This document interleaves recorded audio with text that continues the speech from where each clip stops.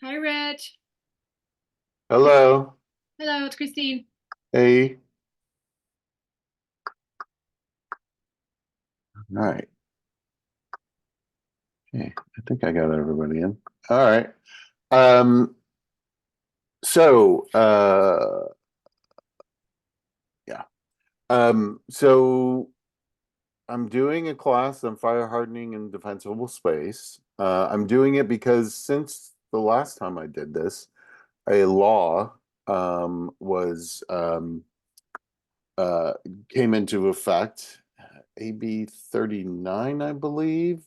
Um, I'm going to show you a document that will AB 38, excuse me. So I'm going to share with you what an NHD now looks like. Um, Screen, there we go. So what you should be seeing is an NHD report uh, from my NHD, which all of our offices have an affiliation with. And you'll see right at the top, this is brand new starting January 1st, AB 38 notice, what you need to do next. This property is located in either a state or local high or very high fire zone and may qualify for AB 38 disclosures. So it's telling you right off the bat whether it is in or not in a high or very high fire zone. So that's all you need to look at, really. Um, and and in order to determine whether it is or is not, and whether this form is needed. And as you go further, go down into the document, you'll see on the summary page, fire zone, fire safety zone, and yes, it is in a fire zone and it's in a fire safety zone. So that's all I wanted to show you on this, because all NHD reports have to do this now because it's the law. They have to tell you whether it's in a high or very high fire zone. So I will stop that and I'm going to share the form, because then you need to look at the form as to whether you need to do it. Let's see, where are you? There you go. Okay, so you should now be seeing the fire hardening and defensible space disclosure and addendum. So the very first law of applicability. The notice and disclosure of vulnerables are only required for sellers of residential properties if the property contains 1 to 4 units, if the seller is required to complete a TDS, and the property is located in either a high or very high fire zone, and the improvements on the property were constructed before January 1st. If any of these 4 conditions is not met, seller does not have to answer the questions. So if they're required to do a TDS, then, and it is in a high fire zone, then they need to do this. If it was built after 2010, January 1st, 2010, it's not required. Okay, so it's very simple. If you're not exempt from a TDS and you're in a high fire zone, it's a residential 1 to 4, then you have to do it. Okay. So defensible space compliance, defensible space, the disclosures and requirements are only required for sellers of residential properties, as I previously had stated. It's duplication. I don't know why they say it in A and then they say it in B. Who knows? Fire hazard severity zone status. It may be possible to determine if a property is in a high or very high fire severity zone by consulting with a natural hazard zone disclosure company.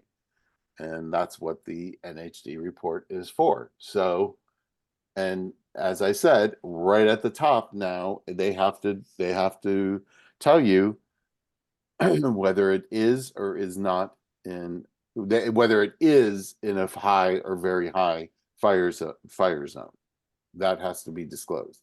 So the second section is in regards to fire hardening. And it's just like a TDS. And these questions are to be answered if the seller is aware. If they're not aware, then the answer is no. Okay? So are you aware of the following features that may make the home vulnerability to wildfire and flying embers? The first one is eave, soffit, and roof ventilation where the vents have openings in excess of 1/3 of an inch or are not flame or ember resistant. They're not aware, then the answer is no. If they are aware that it doesn't conform to that, then the answer is yes, obviously. Roof coverings made of untreated wood shingles or shakes. There are houses that still have roof shingles and shakes. Good luck getting it. Good luck getting it insured in a high or very high fire zone. But yes, that they do still exist. Combustible landscaping or other materials within 5 feet of a home and under the foot of any attached deck. I was at an open house recently, and the trees were hitting the house. And I said to the agent, I said, good luck, number one, it was in the hills, getting fire insurance on this. And this is definitely not in compliance with fire hardening. Single pane or non-tempered glass windows. Homeowners would know whether they have single pane. Loose or missing bird stopping or roof flashing. Rain gutters without metal or non-combustible gutter coverings. So those 1, 2, 3, 4, 5, 6 questions, that's all they have to do in order to satisfy section number 2. And remember, it is, are you aware? If you're not aware, then the answer is no. Okay, so this is what everybody gets confused about. Defensible space. Now, local compliance requirements. There are properties that have local compliance requirements to take away the brush around your property. I know I lived in a place in Burbank Hills, and that was a requirement because the complex that I lived in was always getting violated because they didn't do it. And single family homes, if you don't do it, the city will do it for you, and then they will charge you for it, and then it becomes a lien on the house. So homeowners know, or should know, whether they are subject to a local vegetation management ordinance. And what that means, are they required to clear the brush from around the house by the city? So it is either it is or it is not in a local vegetation management ordinance. So let's say that it is not. Okay. So then we go to B, seller representation of property compliance with the applicable state defensible space requirement or local vegetation management. It defaults to seller is unaware of whether the property is in compliance with the applicable state or local defensible space law. Seller does not have a report prepared by an authorized defensible space inspector. And who are the authorized defensible space inspectors? First line you would go to would be Cal Fire. And if Cal Fire doesn't do it, then the local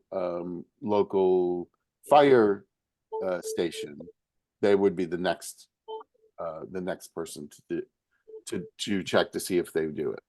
So those are the two resources that a homeowner has that in order.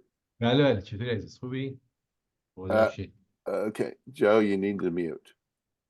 Okay, there you go.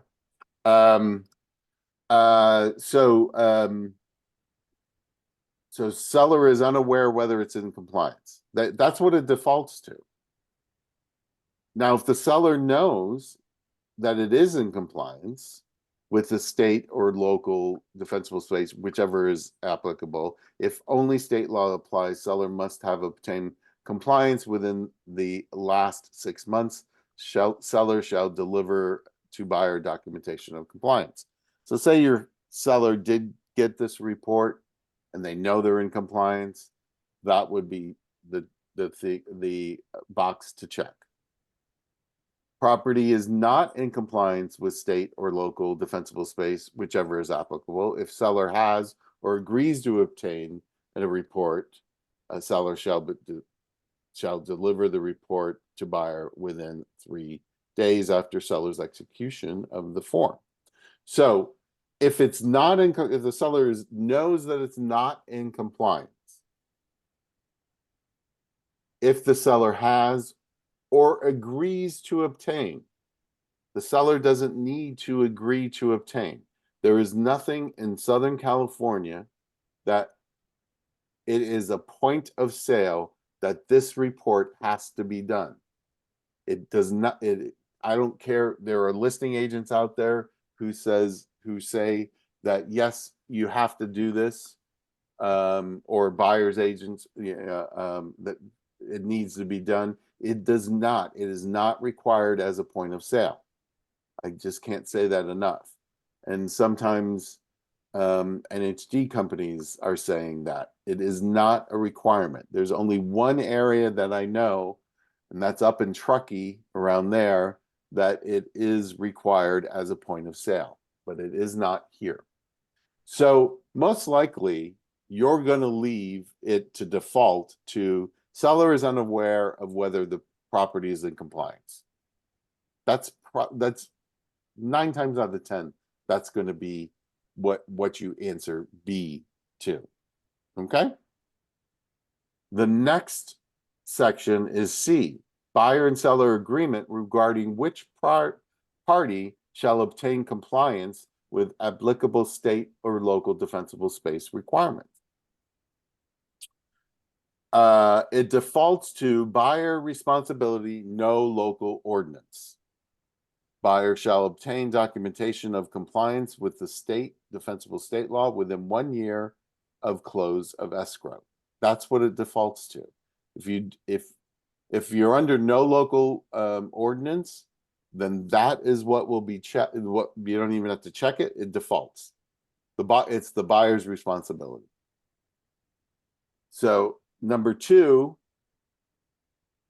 buyer's responsibility, local vegetation management ordinance in effect, which requires compliance as a result of the sale of property. A local ordinance allows either seller or buyer to obtain documentation. Buyer shall comply with the requirements of the ordinance after close of escrow. So this says that local ordinance allows either buyer or seller to obtain documentation of compliance.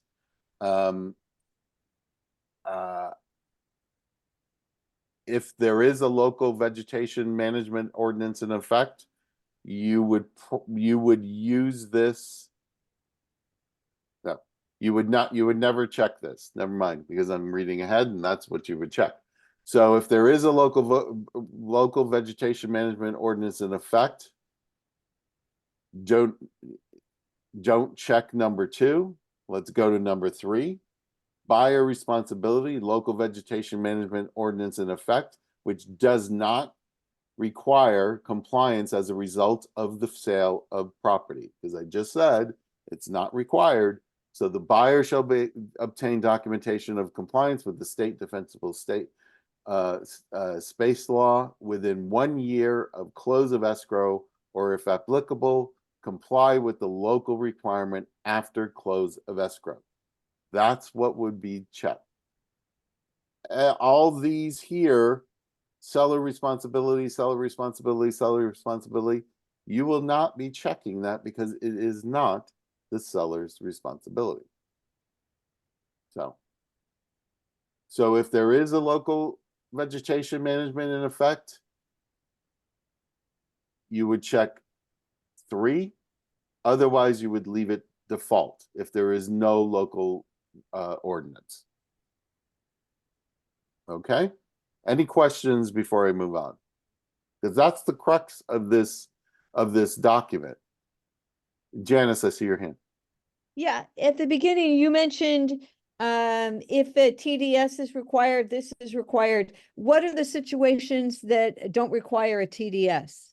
If it's a probate, if it's a probate, if it's a bankruptcy, if it's a surviving trust sale, those are all exempt from TDS. Thank you. I see something. How do we find out if they're in fact? Julia, you should not be finding out. Your seller should be finding out. Nobody should be relying on you for this information. You could direct them in the area to look, which would be the local would be the local city as to what the ordinances are and whether it's required. Like I said, most homeowners are going to know if it is required that they have to if they have to I lost my chat here, sorry, and it's not letting me do this. Anyways, okay, there it goes, it's back.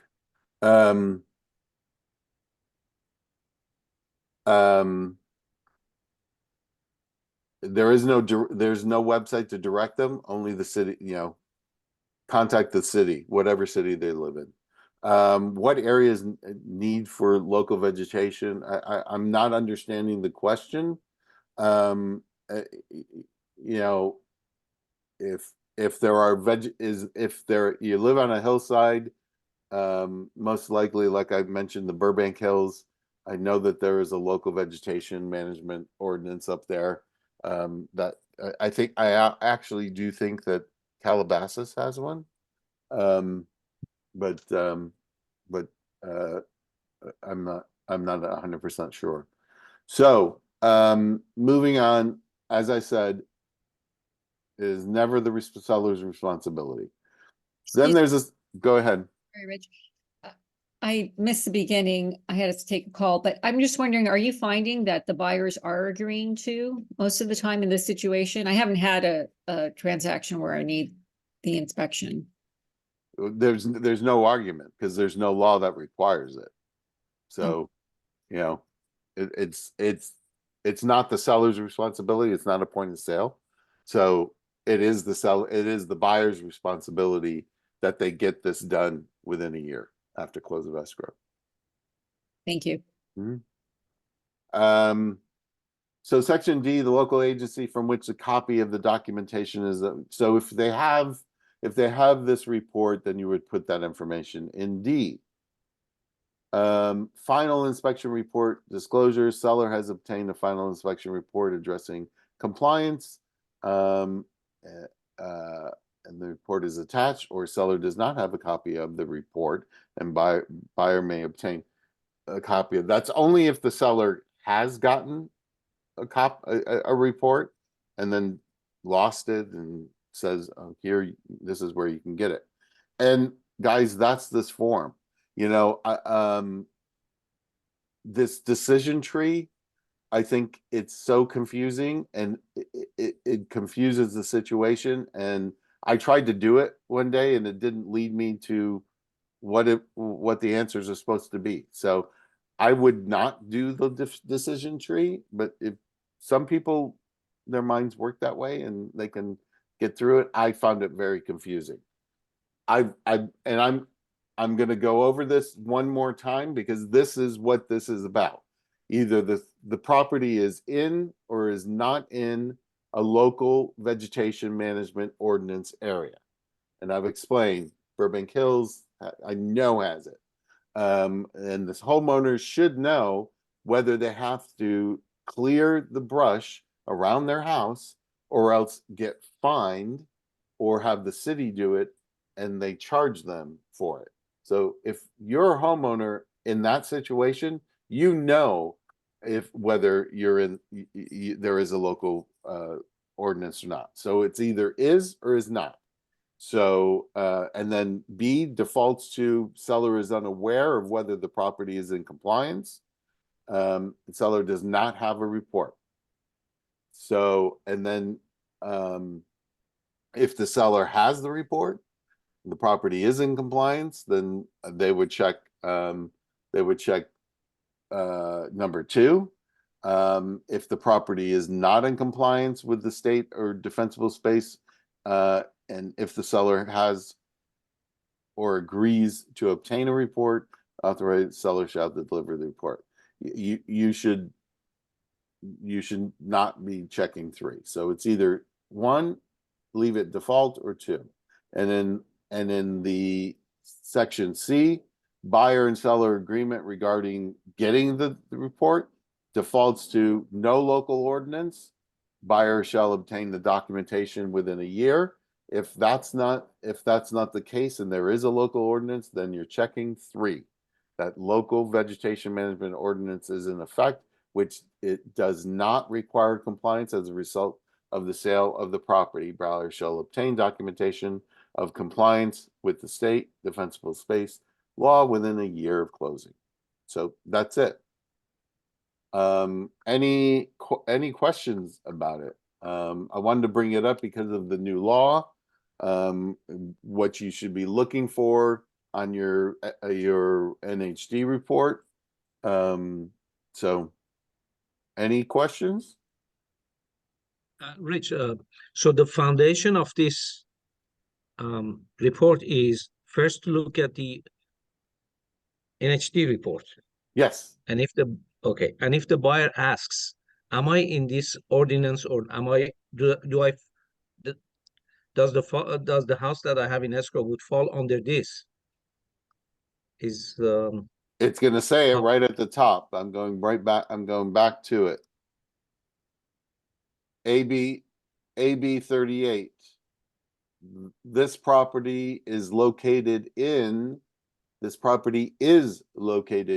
either a state or local high or very high zone. So that once they see that, then you know that you are in a high or very high zone.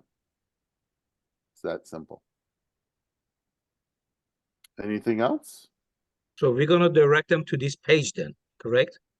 You can direct them to the report, sure, yeah. And if the buyer asks, how am I supposed to do it after close of escrow, he has to contact the local fire department. Is this what it Or is? Cal Fire, and there's clickable links here that's gonna bring you to, you know, how to. Well, no, it's not gonna. Oh, is this? Let's see where this brings me.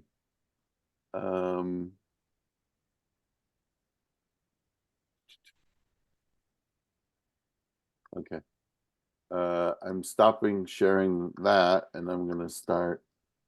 I clicked on that link and it brought me to this. So, and it tells them how to, to request a defensible space inspection for your property.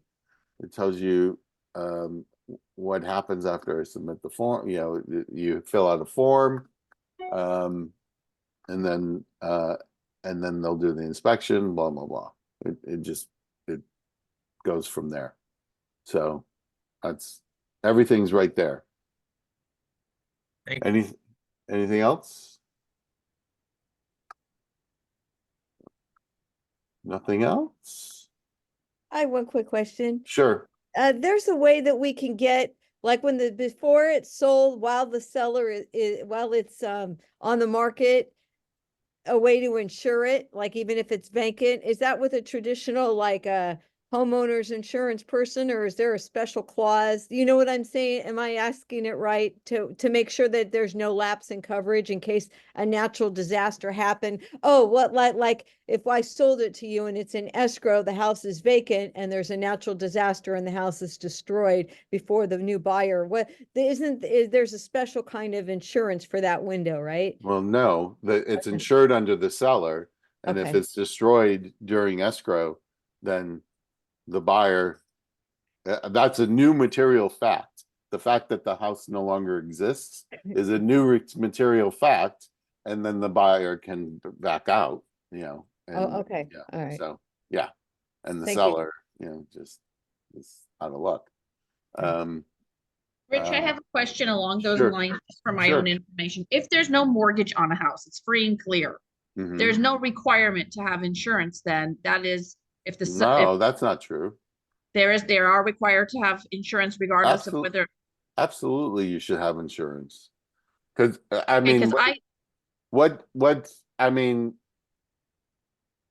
even I if you closed own it escrow. free and clear, your house burns down, then you have nothing. You can't correct. Well, there's rebuild no it. protection, but I was in a cash deal last year and they allowed the party to close. She purchased the condo. I was having an aneurysm because there was no insurance in place. And she says, after I close, I'll shop insurances and get one in place.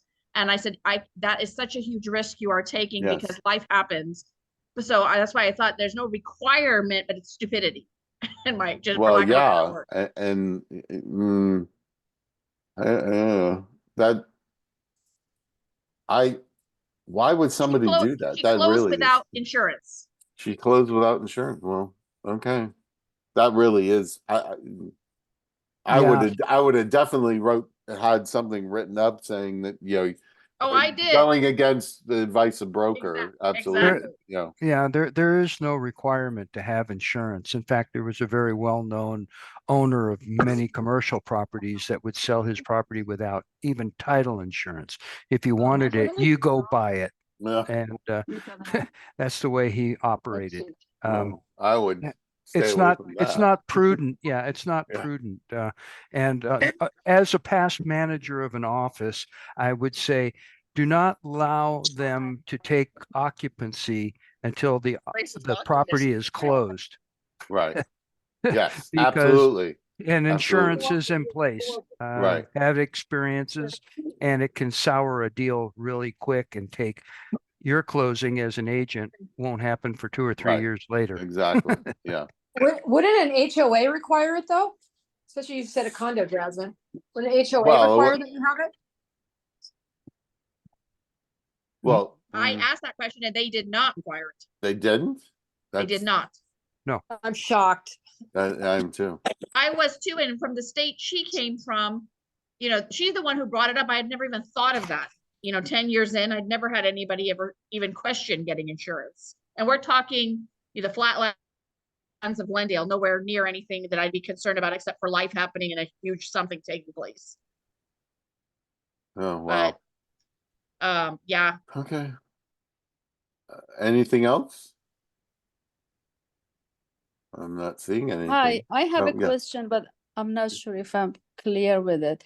If I receive a purchase agreement and the buyer is asking for wildfire report, the new things, Mhm. So it's not mandatory. Seller can No. reject it. Correct. He can reject it. Yes. He said, Or the alright. buyer can buy it himself if he wants it. Right. Or he can do it himself. Yeah, Okay. absolutely. There's nothing Alright. that says the seller has to pay for it. But- They're changing on the form, they're changing that because it's confusing and it defaults Yeah, to select and they're aware of it and then in June in that release, they're updating that. So yeah. So seller just reject it. I mean, he doesn't want the report. If he doesn't want to pay for it, no, he doesn't have to. Okay. And but then the buyer can, Buyer can pay for it himself, sure. if he wants Buyer it. really wants, yeah. Okay, thank you. Anything else? Not seeing anything. I'm gonna stop recording.